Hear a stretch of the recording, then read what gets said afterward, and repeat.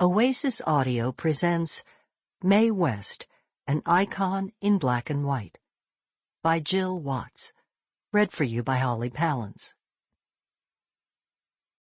Note to reader. Some of the language in this book was and is offensive. It is quoted here from original sources to offer insight into the historical realities that Black Americans of the era faced and struggled against. 1. They were too smart. Mrs. Crane Brittany. Have your ancestors ever been traced? Cleo Borden. Well, yes, but they were too smart. They couldn't catch 'em. Mae West as Cleo Borden, Going to Town, 1935. In the early 1970s, rumors circulated that after Mae West's death, her deepest secret would be revealed publicly for the first time. A few wagered someone would finally verify that the celebrated symbol of brazen female sexuality was not really a woman, but a man. Others speculated that a source would confirm that West had African-American roots, that one of her ancestors had passed for white. Mae toyed with those bolder journalists who confronted her with the persistent rumors that she was a man.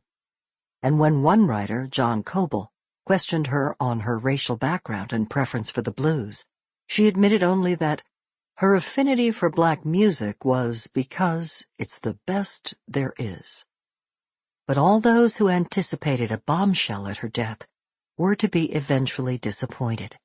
In 1980, at the age of 87, Mae West died and was buried with the secrets that she was believed to have so carefully guarded throughout her life. Mae West's death certificate, signed by a physician and an undertaker, confirms that she was all woman. It is more difficult to rule out the possibility that she had African-American ancestry. While 3 of her 4 grandparents were undisputably European-born, the ethnicity of her paternal grandfather, John Edwin West, is harder to pinpoint. He first appears in public records only after the Civil War in 1866, when the Manhattan City Directory shows him living on the Lower East Side, 1 block from the notorious Bowery.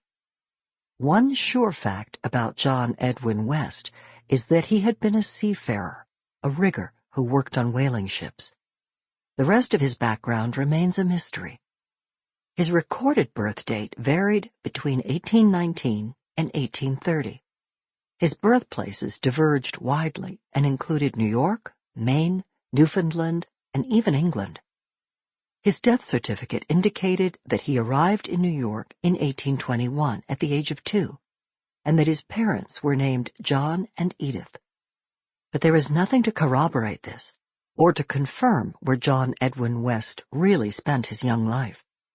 Perhaps, like other working-class people, he remained undocumented by a society focused on the elite and privileged. But he may have also evaded record keepers, purposefully obscuring his background. Mae West often declared that her grandfather had come from a long line of John Wests. For visitors, she proudly displayed a genealogy of a West family, mainly from Virginia, and purported to have descended from Alfred the Great. This impressive lineage may have been more a public projection than a private admission. West often exaggerated or embellished her personal history. Still, these accounts not only offered glimpses into her self-perceptions, but almost always were grounded in an element of truth. She frequently provided significant, verifiable information on her family, with the exception of John Edwin West, the only grandparent for whom she volunteered no information on background or origins.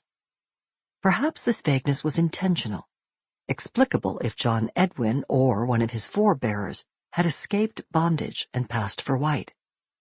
Many enslaved African-American sailors took advantage of their mobility and escaped north. Some of those who were light-skinned passed. While no documents substantiate that John Edwin did, similarly, none prove that he did not. But his nebulous background, the reality that 50% of those serving on whaling vessels were black, and his absence in public records until slavery's end, suggest Sample complete. Ready to continue?